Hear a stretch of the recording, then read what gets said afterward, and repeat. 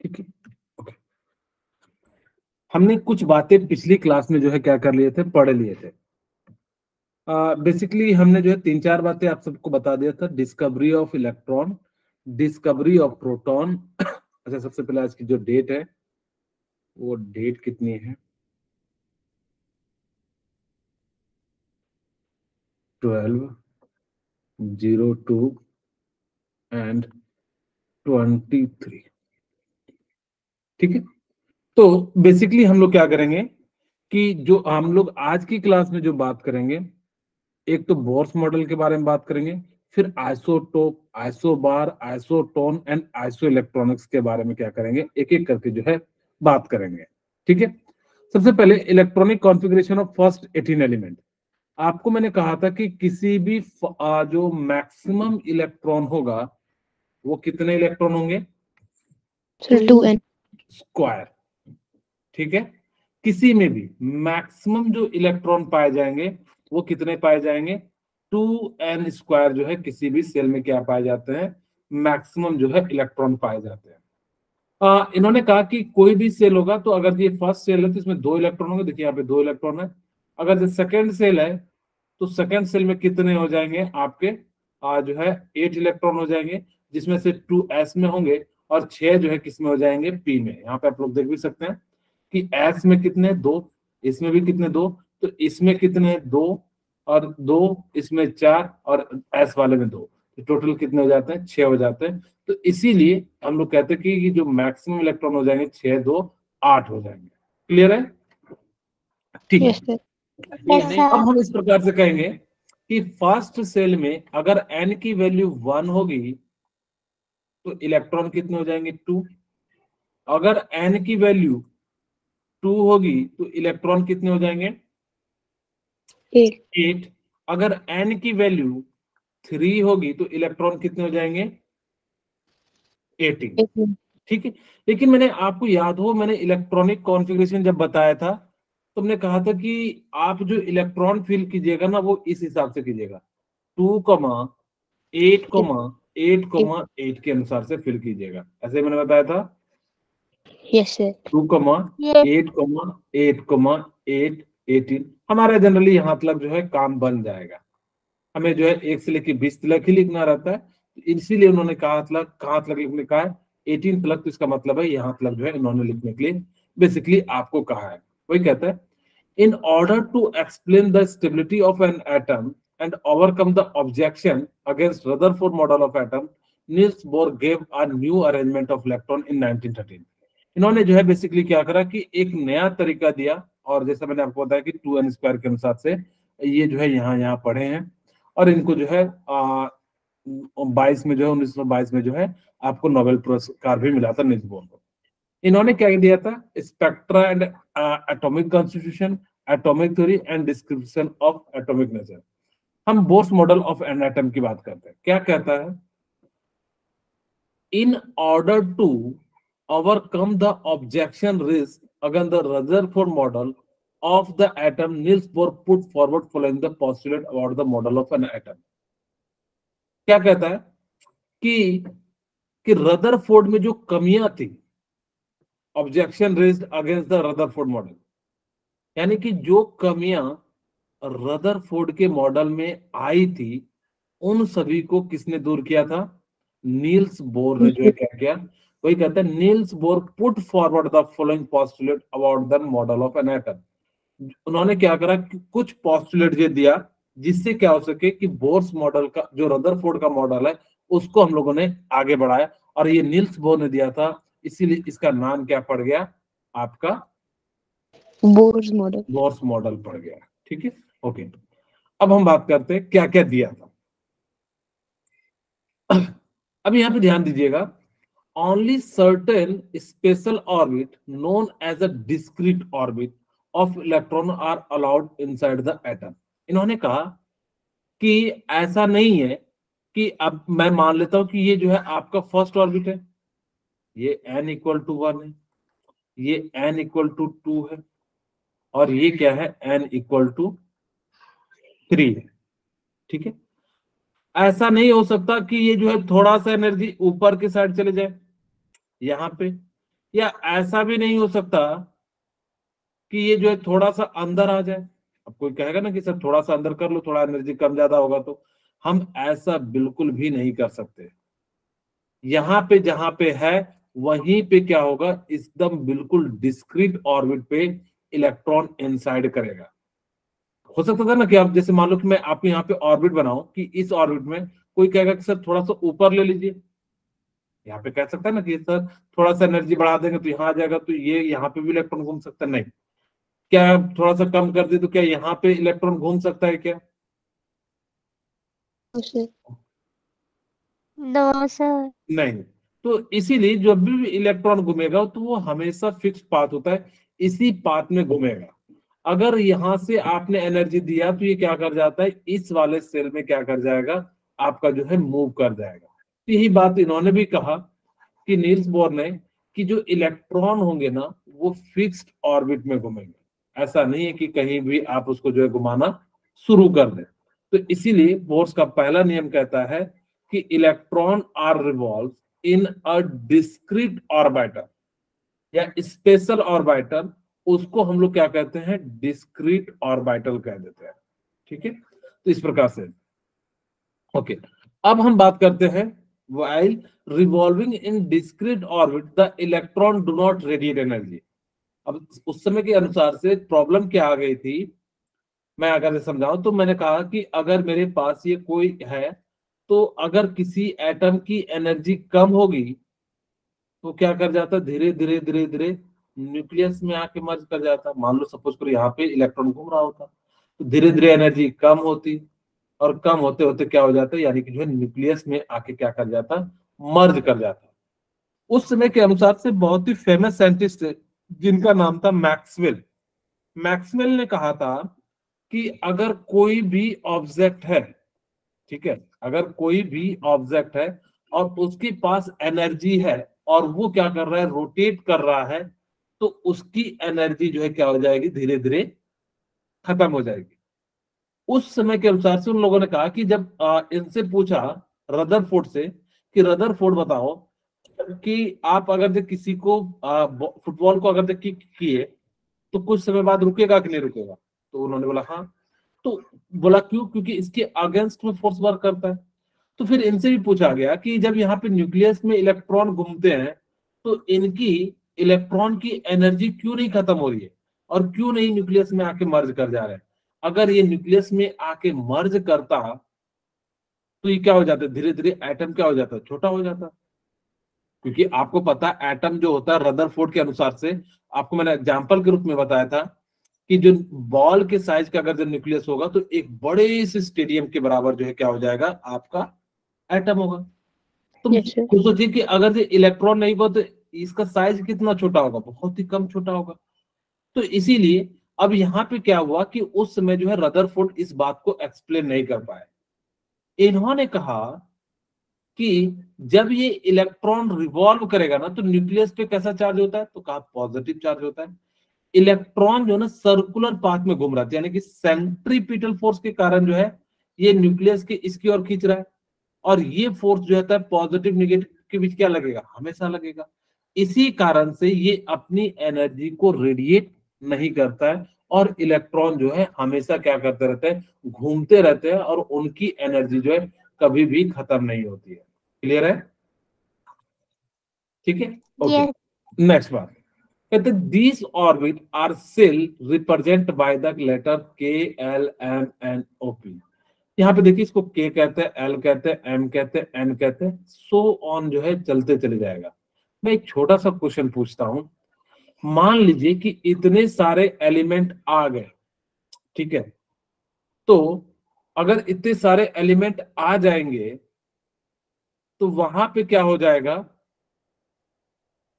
Suppose कीजिए कि मान लो कि यहाँ पे जेड तक पहुंच गए, KLMNPQRSTUVWXYZ, देखिए मुझे ABCD आती है, ठीक है। अब यहां तक जेड तक पहुंच गए, तब हम उसका नाम क्या लिखेंगे?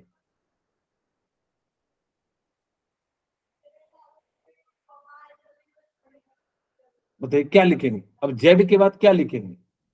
किन्हीं को पता लग रहा है कि क्या लिखना चाहिए? हाँ जी, दिव्यांश, मनोरमा, नाव्या, रवि, बताइए आप लोग सर ए लिखेंगे या फिर K1? क्या लिखेंगे? ओके सर ए आप या फिर बहुत सही। K2? हम एक्चुअली जेड के बाद क्या लिखेंगे? Z1, Z2, Z3, Z4, so on Z, आप इन्फिनिटी तक क्या कर सकते हैं, लिख सकते हैं। ये जो सर्कुलर पाथ होते हैं ना, इसी को ऑर्बिट सेल या एनर्जी लेवल कहते हैं। ये जो सर्कुलर पाथ है, यानी कि ये जो है ये वाला, इसको हम लोग क्या कह देते हैं?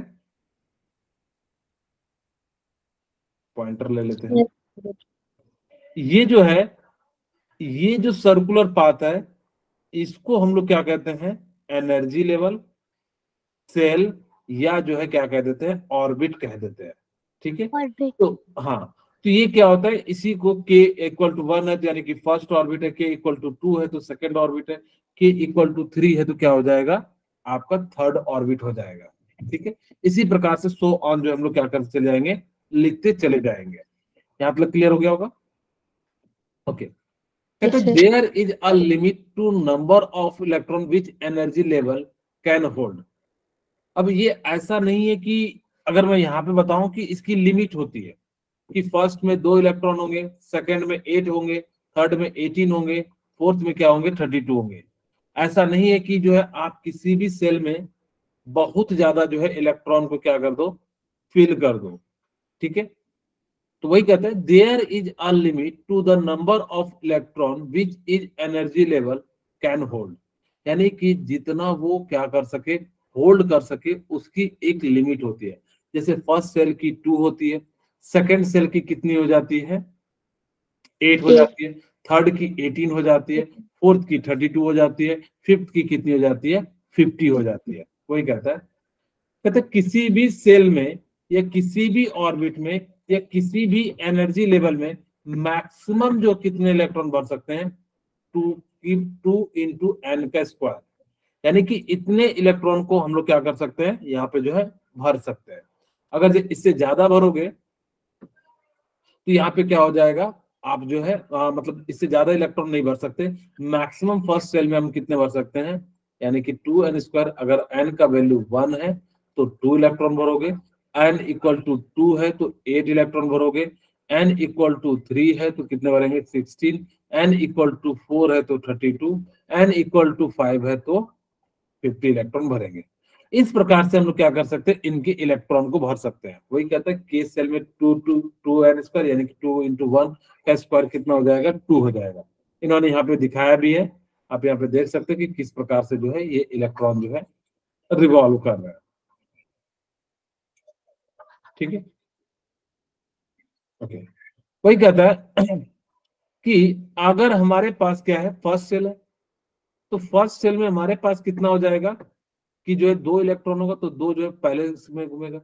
फिर देखिए सेकंड सेल यानी कि एल है तो एल का यानी कि 2 वैल्यू हो जाएगा एन का, तो एन जो है यहाँ पे कितना हो जाएगा? 8 हो जाएगा। सिमिलरली एम की 3 है तो यहाँ पे कितना हो जाएगा? 18 इलेक्ट्रॉन हो जाएगा। और सिमिलरली एन इक्वल टू 4 में आपका जो है 32 इलेक्ट्रॉन हो जाएगा। और वो किस प्रकार से घूमेंगे? इस प्रकार से जो है क्या करेगा? रोटेट करेगा। बोलिए क्लियर है यहाँ तक? Yes sir. ठीक है। अगर फिफ्थ सिक्स्थ आप जो भी लेना है तो आप इस प्रकार से ले सकते हैं। हमने आपको डिस्कवरी ऑफ न्यूट्रॉन बता दिया था, बताया था कि नहीं? No sir. चलिए मैं एक बार फिर से बता देता हूँ, कोई बात नहीं।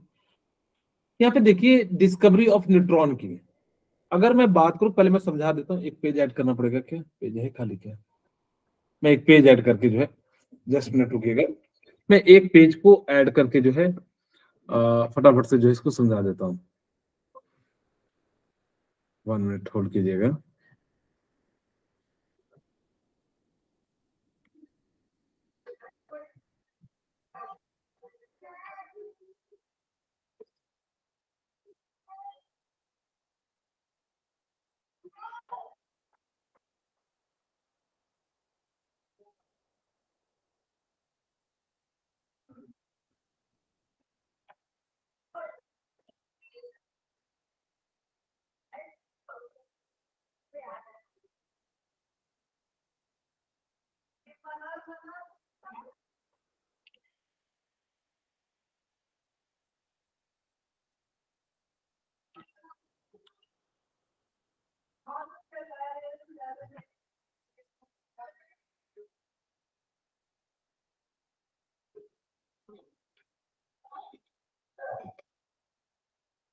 ठीक है, ओके।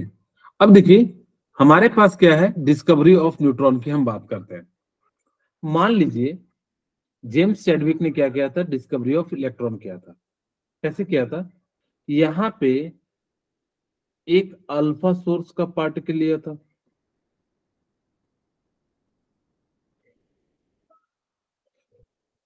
ठीक है। यहाँ पे हमने क्या करा कि एक अल्फा सोर्स का जो है पार्टिकल लिया, ओके। यहाँ पे हमने क्या करा कि एक स्लिट लिया, समझाएंगे क्या होता है स्लिट, कैसे वर्क करता है।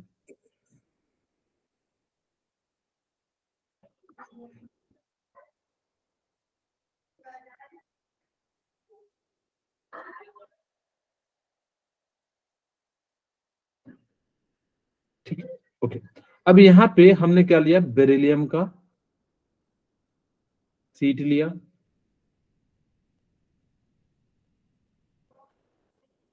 और यहाँ पे हमने क्या लिया, पैराफिन वैक्स लिया।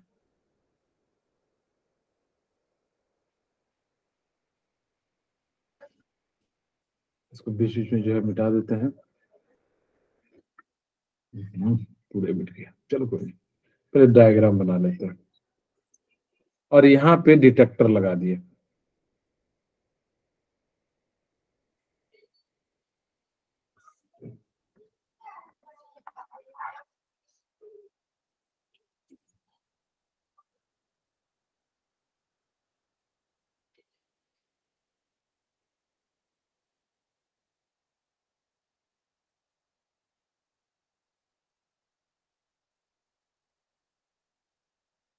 ठीक है।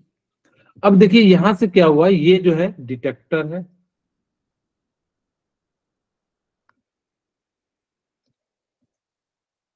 और ये अल्फा सोर्स पार्टिकल है।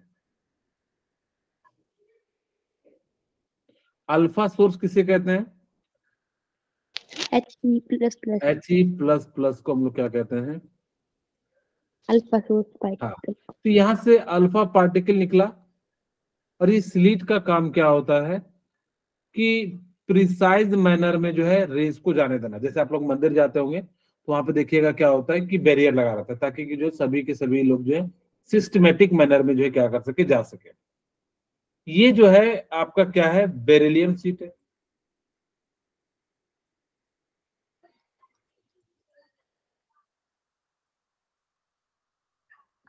और ये आपका क्या है, पैराफिन वैक्स है,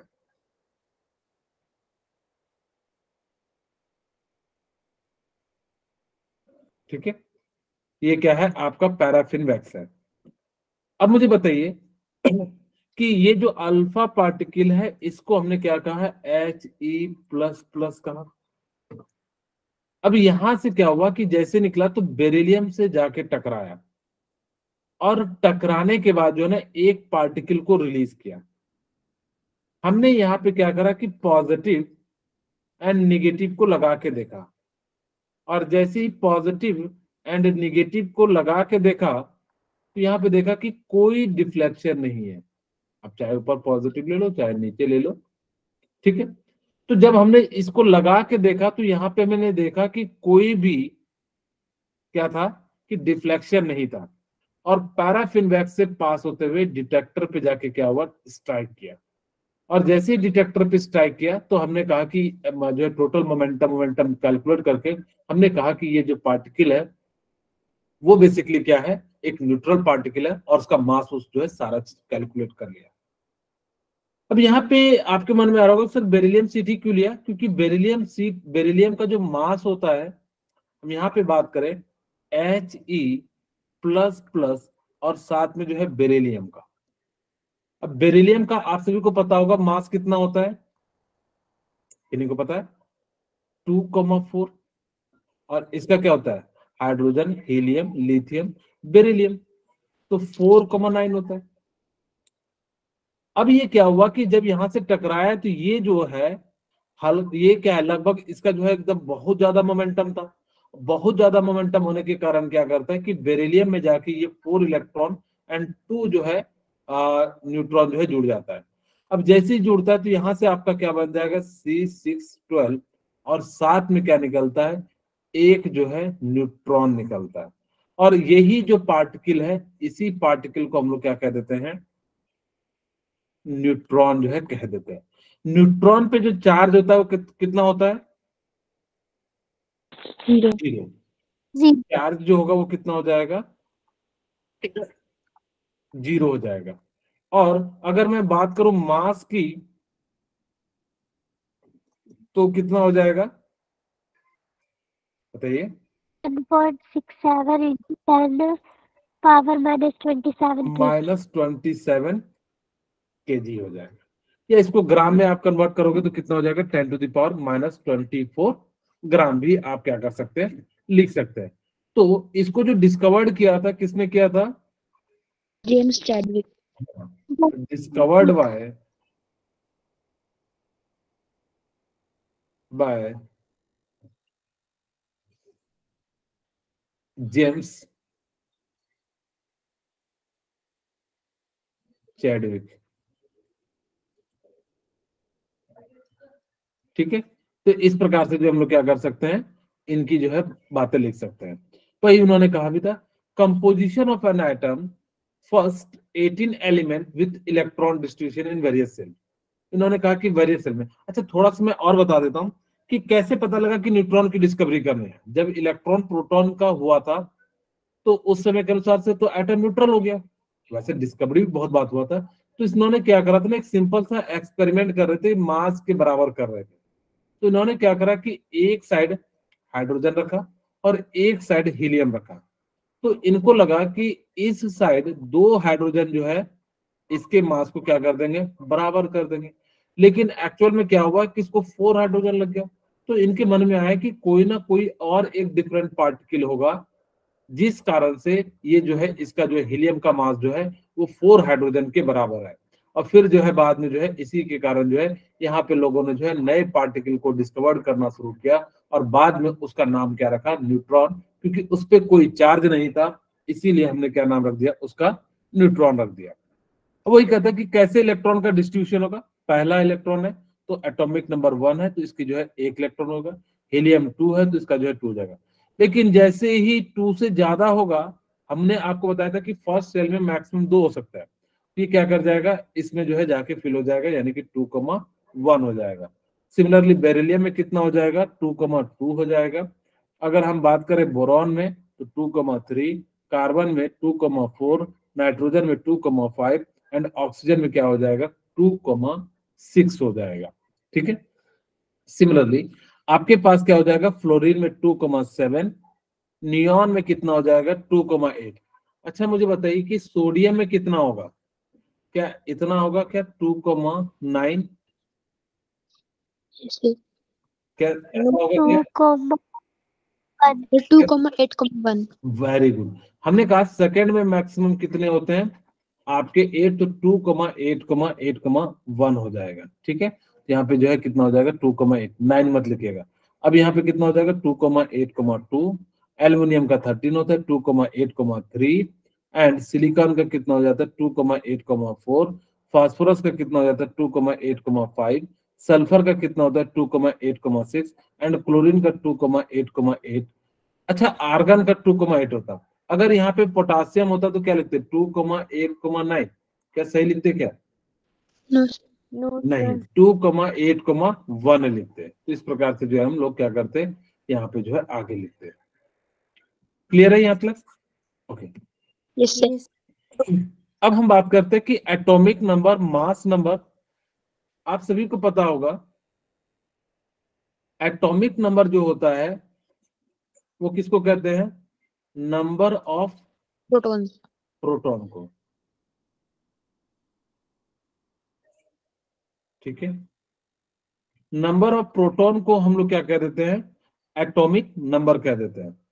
अच्छा मुझे बताइए कि कोई भी एटम है उसमें नंबर ऑफ इलेक्ट्रॉन जो होता है इक्वल होता है नंबर ऑफ प्रोटॉन के, तो फिर हमने नंबर ऑफ इलेक्ट्रॉन क्यों नहीं लिया? सर क्योंकि किसी भी केमिकल रिएक्शन में sir proton sir share sir कोई भी दो एलिमेंट प्रोटॉन को शेयर कर सकते हैं सर, वो एक से दूसरे उसमें जा सकते हैं इसलिए। Very good. यहाँ पे क्या होता है कि इलेक्ट्रॉन जो है ना रिएक्शन में एक से दूसरे एलिमेंट में क्या होते हैं, चले जाते हैं, जबकि प्रोटॉन नहीं जाते। अगर चले जाता तो किसी के पास चले जाएगा तो उसका एटॉमिक नंबर क्या हो जाएगा, चेंज हो जाएगा। इसीलिए हम लोग जो है एटॉमिक नंबर जो है किसके बराबर लेते हैं, नंबर ऑफ प्रोटॉन के बराबर ले लेते हैं। मास नंबर जो होता है वो किसके बराबर होता है, number of proton plus number of neutron. या मैं इसको थोड़ा सही से लिख देता हूं,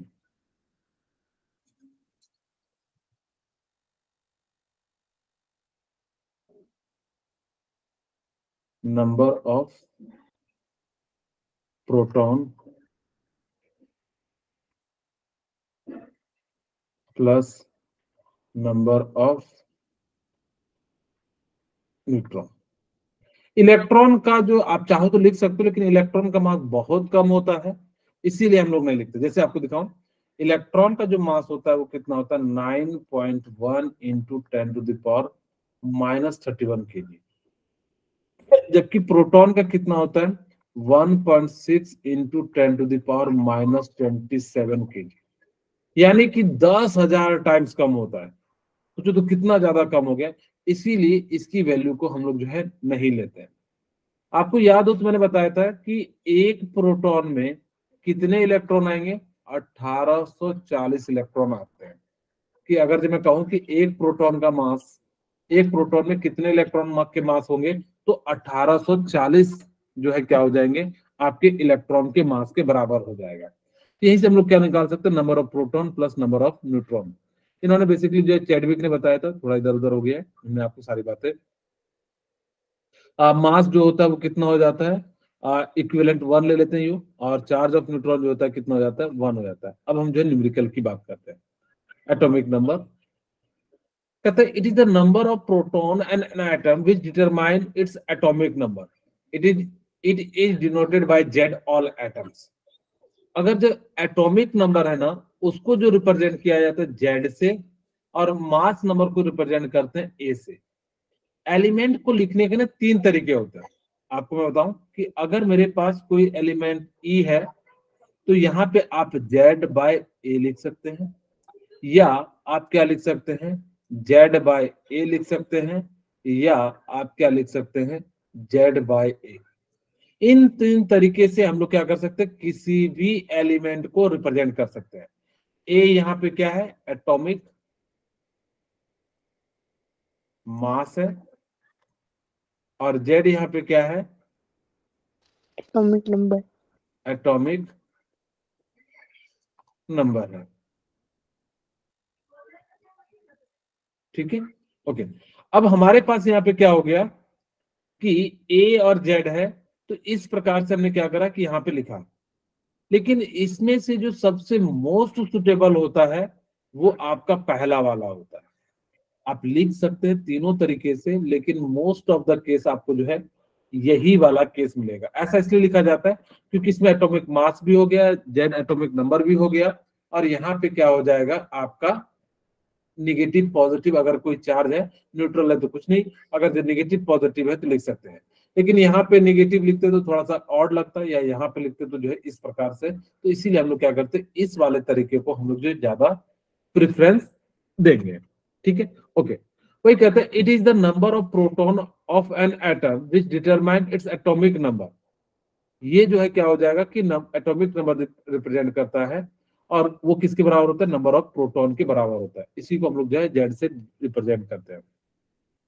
All the atom of same element have the same number of proton in the nuclei and hence they have atomic number same। कहता है कि किसी भी एटम होगा, यहाँ पे आइसोटोप्स भी होंगे, तो अगर उनके अंदर नंबर ऑफ प्रोटॉन सेम है न्यूक्लियाई में, तो उसका एटॉमिक नंबर भी क्या हो जाएगा, सेम हो जाएगा। जैसे हाइड्रोजन का है तो वहां पे आइसोटोप्स की हम बात कर रहे हैं।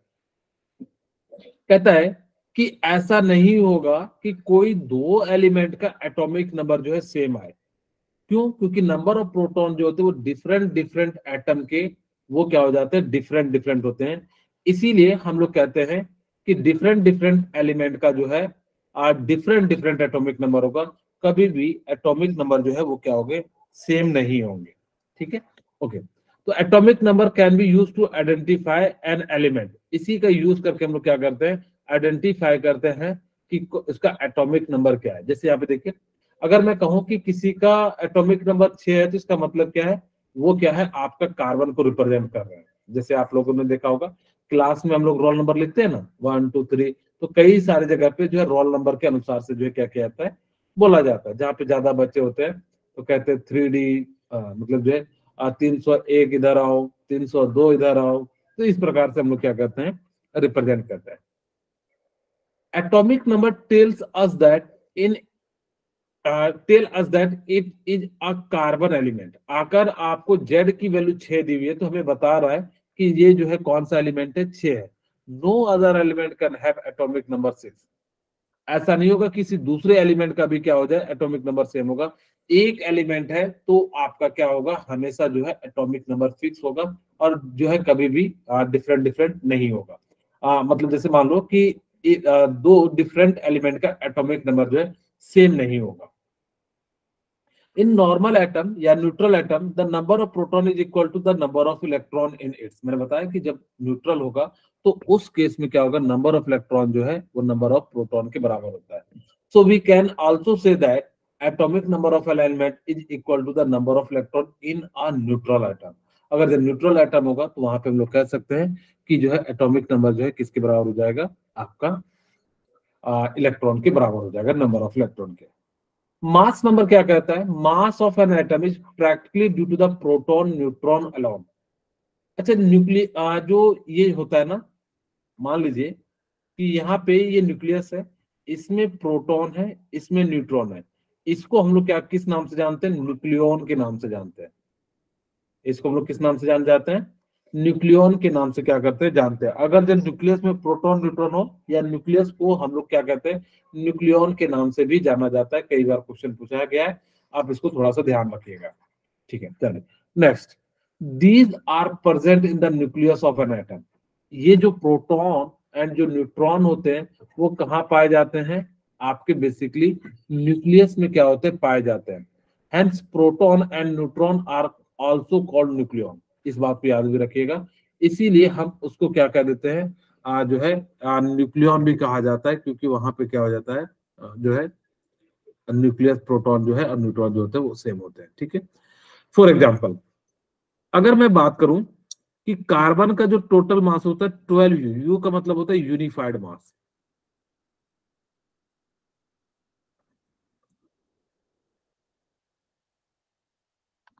ठीक है, इसका मतलब क्या हो जाता है, यूनिफाइड मास हो जाता है। Because it has 6 proton and 6 neutron. क्योंकि इसके पास क्या होते हैं, 6 प्रोटॉन होते हैं, 6 न्यूट्रॉन होते हैं, इसीलिए इसका मास कितना हो जाता है, 12 हो जाता है। बोले क्लियर है? यहाँ पे इन्होंने दिखाया भी कि 6 प्रोटॉन है, 6 न्यूट्रॉन है। आप यहाँ पे देख सकते हैं जो ब्लैक कलर है, अब कोई कार्बन है तो इन्होंने जो रेड वाले को क्या मान लिया है, जो है प्रोटॉन मान लिया, और इलेक्ट्रॉन किसको माना है, काले वाले को। ठीक है, तो इस तरह से हम लोग क्या कह सकते हैं, ये बेसिकली आपके क्या है। ठीक है, तो जो है इलेक्ट्रॉन प्रोटॉन को ही, न्यूट्रॉन और प्रोटॉन को ही मिला के जो है मास नंबर का फॉर्मेशन होता है। अब यहाँ पे देखिए, ये जो है सबसे जो है यहाँ पे देखिए ये एल्यूमिनियम है, 13 है। यहाँ पे जो न्यूक्लियस है, ये न्यूक्लियस को ही हम लोग न्यूक्लियॉन कहते हैं, बाहर वाले को हम लोग वैलेंस ऑर्बिट कहते हैं। और इस प्रकार से जो है ये क्या है, सेल है। तो हम यहाँ पे जो है इसको रिप्रेजेंट करते हैं 27। तो यहाँ पे 13 प्रोटॉन होते हैं एंड जो है 14 आपका क्या होता है, न्यूट्रॉन होता है। इस प्रकार से जो हम लोग क्या करते हैं, रिप्रेजेंट करते हैं। कहते हैं मास नंबर किसे कहते हैं, the total number of proton and number of neutron is known as a mass number. Simply हम लोग क्या कहेंगे, जिसके अंदर number of proton and neutron क्या हो, जो है एक बराबर कर दोगे या ऐड कर दोगे, उसी को हम लोग क्या कह देते हैं, मास नंबर। या total number of proton and neutron present in a nucleus is known as mass number. आप सिंपली कह दें, और इसको जो रिप्रेजेंट करते हैं, किससे रिप्रेजेंट करते हैं, कैपिटल ए से जो है क्या कर देते हैं, रिप्रेजेंट करते हैं। वही कहते हैं in the notation for an atom, ठीक है, in the notation of for an atom the atomic number, mass number and symbol of the element are to be written as. हम जो इसको किस प्रकार से लिखते हैं, देखिए यही मैंने बताया था, और ऊपर में मास नंबर, नीचे में क्या लिखते हैं, एटॉमिक नंबर, या इस प्रकार से जो है लिखते हैं। मैंने बताया इसका रीजन क्या होता है, क्योंकि यहाँ पे क्या होता है ना, निगेटिव पॉजिटिव जो है आप चार्ज को भी साथ में क्या कर सकते हो, लिख सकते हो। देखिए इस प्रकार से जो है एग्जाम्पल है।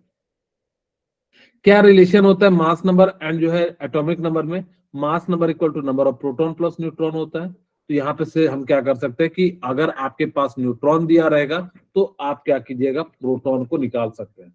Since the number of proton in an atom is equal to atomic number of the element, वही कहता है since the number of proton in an atom is equal to the atomic number of an element.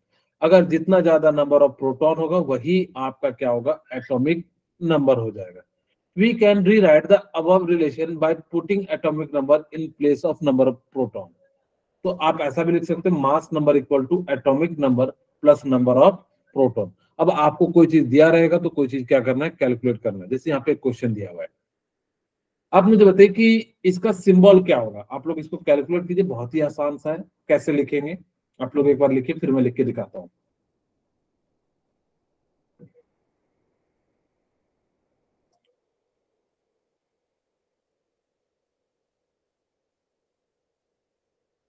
लिख लिए?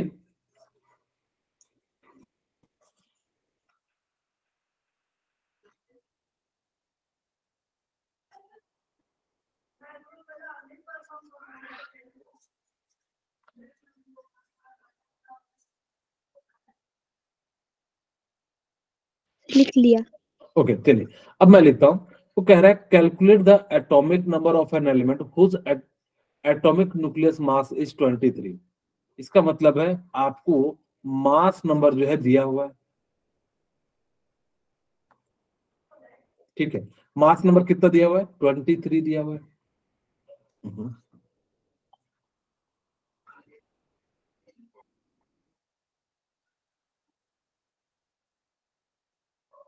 ठीक है, okay.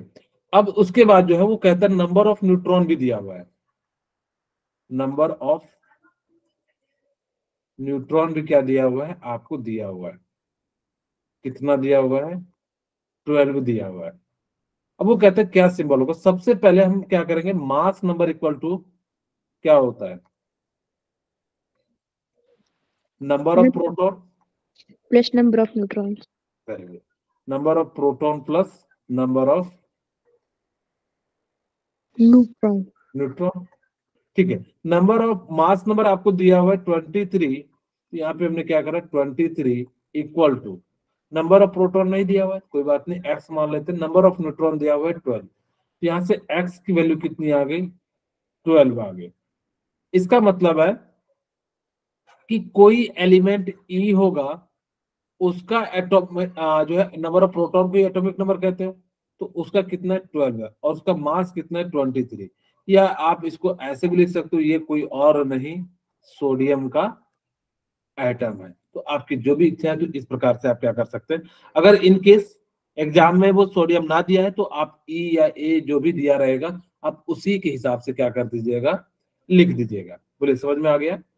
Sir sodium में electron 11 नहीं होते, मतलब सर प्रोटॉन। अच्छा, मैंने न्यूट्रॉन दिया है ना, तो 23 11 होगा ना, सब्ट्रैक्ट करने में गलती कर दी है, सॉरी, थैंक यू। दिव्यांश, ये जो है 11 होगा, ठीक है।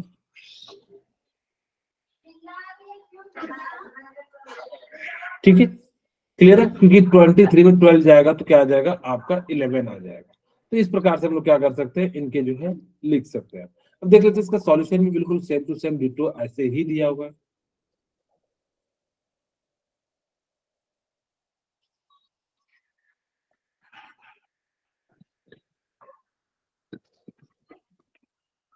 जैसे देखिए सॉल्यूशन क्या है, we know that mass number equal to atomic number, number of proton. तो यहाँ से जो हमने एटॉमिक नंबर निकाले 11, और यहाँ से हमारे पास क्या है कि हम इसी चीज को क्या लिख सकते हैं, सोडियम अगर जो नहीं दिया रहेगा तो आप क्या कर सकते हैं, सिंपली जो है एलिमेंट के फॉर्म में भी लिख सकते हैं।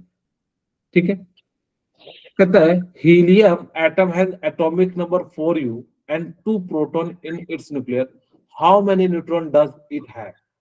मुझे बताइए कितना जो है इसके पास न्यूट्रॉन होगा। सर 2। 2 हो जाएगा। अच्छा, मैंने थोड़ा सा अच्छा सा क्वेश्चन दूं। Yes sir. हाँ, आप लोग इसको कैलकुलेट कीजिएगा। क्वेश्चन है, if number of electron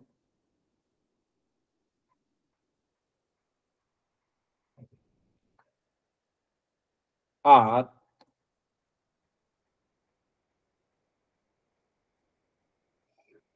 2 times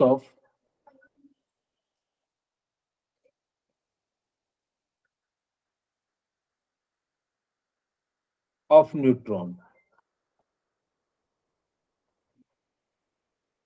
ठीक है। हमें क्या दिया हुआ है, नंबर ऑफ इलेक्ट्रॉन जो है 2 टाइम्स ऑफ न्यूट्रॉन है। If number of neutron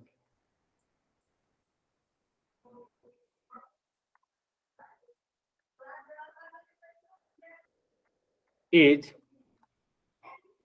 6, then calculate proton and electron। बहुत ही सिंपल सा क्वेश्चन दिया। और ये एटम न्यूट्रल है। हाँ, ये न्यूट्रल है, अभी मैंने चार्ज वाला नहीं दिया है, अभी इसके बाद जो है मैं चार्ज वाला भी दूंगा। तो सिंपली देखेंगे कि भाई न्यूट्रॉन कितना है हमारे पास, 6 है, तो इलेक्ट्रॉन कितना हो जाएगा, 12। 12 हो जाएगा। इलेक्ट्रॉन निकल गया तो प्रोटॉन कितना हो जाएगा, 12। 12 हो जाएगा। तो अब हम यहाँ पे लिख सकते हैं कि कोई एलिमेंट ई है जिसका प्रोटॉन 2 है, तो मास नंबर कितना हो जाएगा, number of proton plus number of neutron, ये कितना हो जाएगा 18। तो ये जो कोई एलिमेंट होगा वो कितना हो जाएगा 12, 18। ऐसा कोई एलिमेंट एग्जिस्ट करता नहीं है, लेकिन मैंने बस आपको समझाने के लिए जो है क्या किया, यहाँ पे दे दिया। मैं एक और क्वेश्चन दूं आपको, पेज में जगह है कि नहीं, यस सर। जगह नहीं है ना, चलिए मैं इसी को मिटा के जो है इसी में लिख देता हूँ।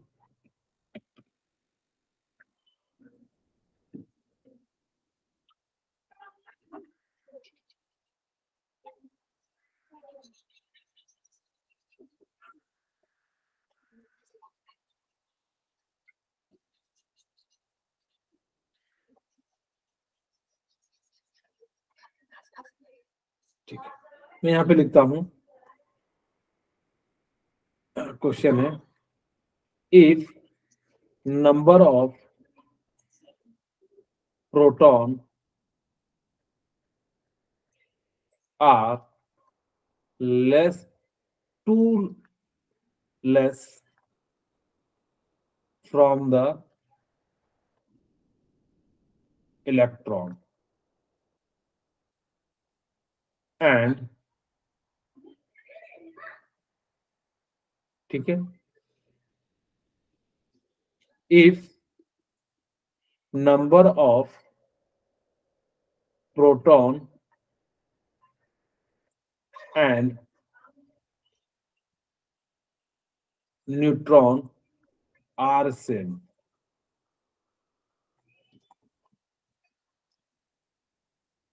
ठीक है। if its mass number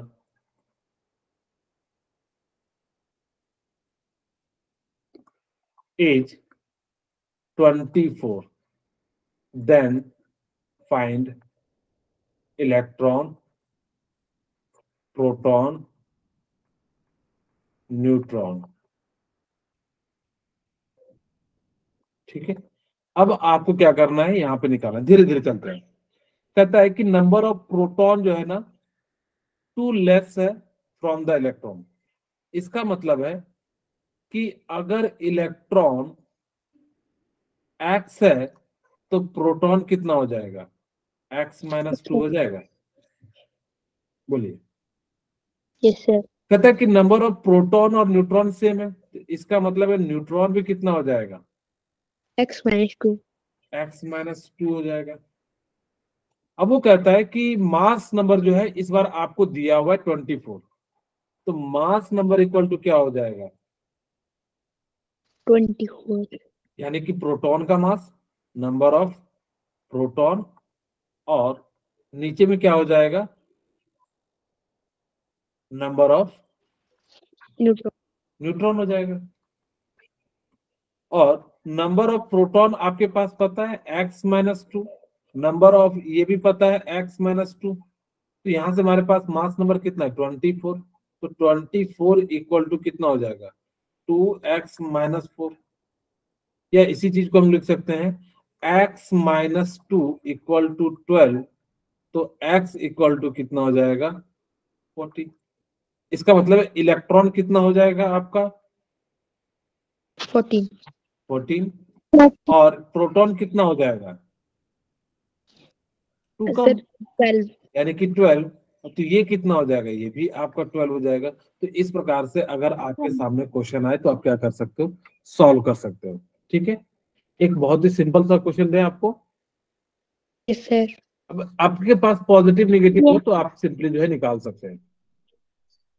चलिए मैं बहुत ही सिंपल सा आपको क्वेश्चन देता हूं।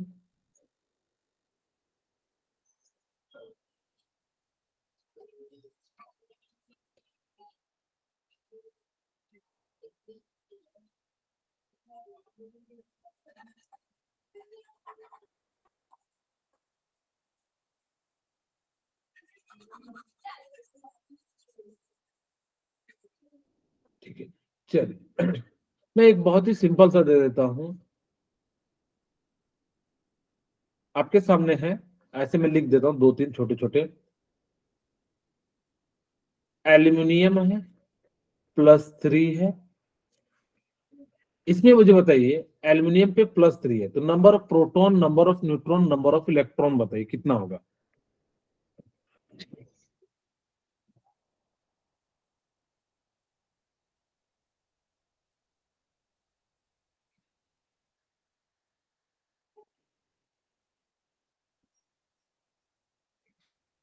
देख कितना होगा,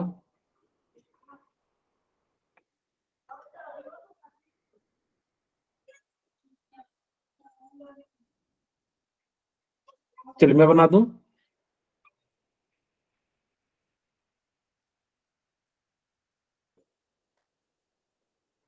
चलिए मैं बनाता हूँ। सर इसमें एल्यूमिनियम है तो एल्यूमिनियम का एटॉमिक नंबर तो कितना हो जाता है 13 हो जाता है, तो 13। थोड़ा सर सा याद इसमें रख। इलेक्ट्रॉन 10 हो गया, तो हाँ, 13। और ये कितना हो जाएगा 27 हो जाएगा। अब यहाँ पे +3 हो तो याद रखना कि नंबर ऑफ इलेक्ट्रॉन जो है निकालने के लिए इक्वल टू क्या हो जाएगा, number of electron in isolated atom. ठीक है, इन आइसोलेटेड एटम। और आप यहाँ पे क्या कर दीजिएगा, माइनस नंबर ऑफ या नंबर ऑफ चार्ज, जो भी हो। ये ऐसा तरीका है, बस आपको वैसे तो समझ में आ जाता है कि +3 है, इसका मतलब 3 इलेक्ट्रॉन निकल गया, प्लस होगा तो माइनस कर देना। लेकिन अगर ये नहीं याद है तो number of electron equal to क्या हो जाएगा, number of electron in isolated minus number of charge, जितना पॉजिटिव है। तो यहाँ पे नंबर ऑफ इलेक्ट्रॉन शुरू में कितना था 13, और इस पे कितना है +3, तो +3 तो यहाँ पे क्या हो जाएगा माइनस, इसका मतलब है 10 इलेक्ट्रॉन होगा। तो इलेक्ट्रॉन की संख्या तो 10 हो गया। प्रोटॉन जो होता है वो किसके बराबर हो जाता है, एटॉमिक नंबर के 13, और यहाँ पे न्यूट्रॉन कितना हो जाएगा 13 - 27, यानी कि कितना हो जाएगा 14 हो जाएगा। ठीक है, बोलिए क्लियर है। तो इस टाइप से यस जो है सर। आपको कई सारे जो है एग्जाम में क्वेश्चन मुझे पूछे जाएंगे। आप क्या कर सकते हैं, डिफरेंट डिफरेंट टाइप से जो है बेसिकली निकाल सकते हैं।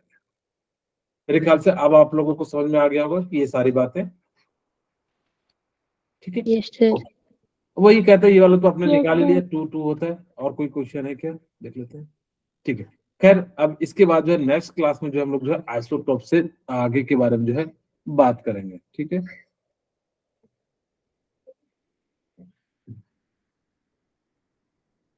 ओके, फिर मिलते हैं नेक्स्ट क्लास में, तब तक के लिए बाय। तब तक के लिए आप पढ़ते रहिए। हाँ, okay sir, bye. Bye sir, good night sir.